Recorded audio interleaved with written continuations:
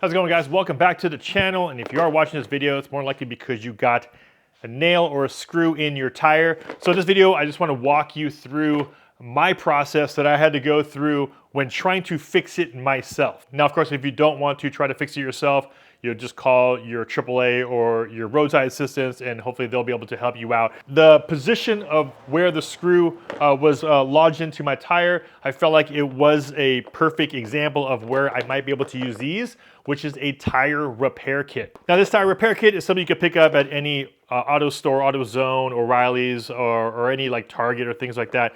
But the thing was when I was using it, there's definitely some other tools you're gonna need or want in your bag, as well as this. Now on my Tesla Model Y, I actually did get a little warning that says my tire pressure was low. So first and foremost, of course, if you don't know if you have one on there, you want to check your tire pressure, look at your tires just to see visually if it's low. For me on the Tesla, it actually tells you the exact tire pressure of each tire. So that really helped out and also gave me a warning. And you're always going to want to check your tire pressure anyways every few months. Make sure that it is up to the spec or the rating as far as the PSI goes on the tires. It comes with this tool, which is called the reamer, I believe. I believe this is called the reamer. And this is actually gonna open up the hole a little bit more. And then of course, you're gonna have these things, which are the plugs. So these plugs right here are what you're gonna put into this, right here on this little hole. And this is what you're gonna be shoving into the actual hole in your tire where the screw came out of. This is like the standard kit that you'll get. However, there are some things you're gonna need on top of this to make your experience of fixing it a lot better. First thing we'll talk about is this right here. You're gonna wanna have some small needle nose pliers with you because when you are inserting the plug into the tool, it is kind of hard to get at, as well as this one right here, which is a diagonal cutter. It's kind of like, you can almost like wire cutters in a way. You can also use things like razor blades. Next thing you're gonna wanna have in your toolkit is some grease. Now, luckily enough, I just had this little bottle of WD-40, which works well enough. But you can also get some auto grease. A lot of the auto stores sell like a little small jar of grease. You're gonna need that because when you're trying to put the plug into the tire, you're gonna need to grease up the hole for it to actually slide in. And finally, you're gonna need something like this, an air compressor, because of course, if your tire is low, you're gonna need to pump it up after you repair it. This one right here is from LaceFit. This one is awesome because of the fact that this is charged or it has a battery built into it. So you don't have to necessarily plug it into your cigarette lighter, even though it does come with the cigarette lighter and all that stuff. You'll need to power it on through your car, but it is battery powered too. Now, along with the tire repair kit, as well as those tools that I did mention, kind of a couple things you're gonna wanna stick into your car, in your tool bag, is these are here, some gloves as well as Phillips and a flathead screwdriver. So the first thing I did, of course, was locate the screw or the nail, and you can actually see where it was, which is right over here. And like I mentioned earlier, if it was close to your sidewall, you're gonna not want to repair that yourself. You're more likely gonna wanna take that into a shop. Any holes on this edge right here is fairly dangerous, and you're gonna wanna probably just replace the tire at that point. So the first thing I did was pop out the screw. So I used my flathead and kind of lifted it up. And luckily enough, the screw wasn't too deep or too long. However, it's still a hole in the tire and I did want to repair it. Next thing you want to do is take the plug, which is this little slimy thing. Now this is where something like needle nose pliers comes into effect because even putting the plug through the tool is kind of tough to do. So what you want to do is just kind of get it through there and then use your needle nose pliers and pull it through the other side. Through, if you can see this. I'm going to pull this through just like so. There you go. All right, so next thing you want to do, bring this in.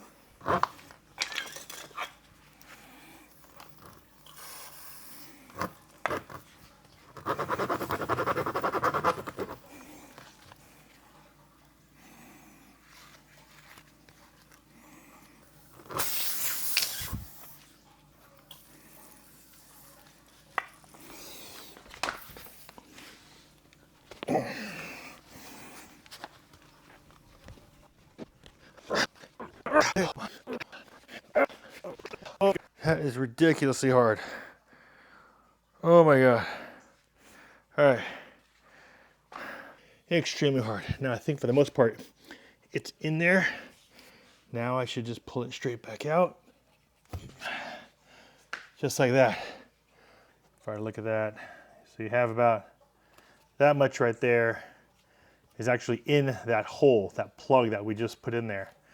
And we have about an inch, a little less than an inch coming out. So that's how much is in there right now, which is good. Then once you get it to this point, now what you're gonna wanna do is, if you don't have anything like a razor blade, you're gonna need to cut this off here, just like this, just like that. And there you go. So this is the excess. So I was able to get that in there. And like I said, this thing, oh my God, I'm out of breath. That's on it right now. I'm gonna just spray it, see if you see any bubbles or anything coming off of the hole, just to make sure that there's no air coming out, no leaks or anything like that. This is the Lace Fit pump, and all you have to do is turn this on. Tesla recommends 42, so let's move this up to 42. Right there.